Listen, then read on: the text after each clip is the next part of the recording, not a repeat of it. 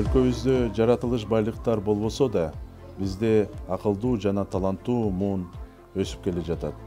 Алардан Кыргызстанда жашап, бүткүл дүйнө үчүн программаларды жазган программисттерди даярдоо керек. Мындан 10 жыл мурда өз бизнесимди 3 бала менен баштагам. Анын экөөсү Кыргызстанда эмес, интернет аркылуу иштешкен.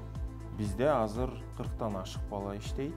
Биз Европа, Америка, Канада үчүн программалар жазабыз. Ар бир адам программа жазганды үйрөнө алат.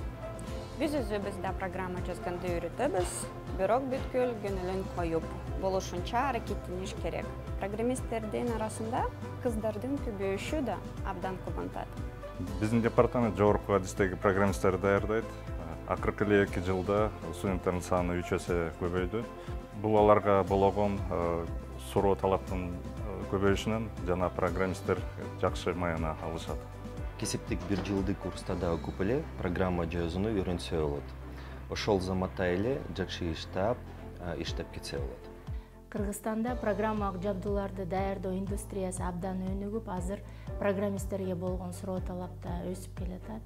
Аны жаштардын арасында жайылтыш үчүн Soros фонду жылына код жазуу саатын өткөзүп келет.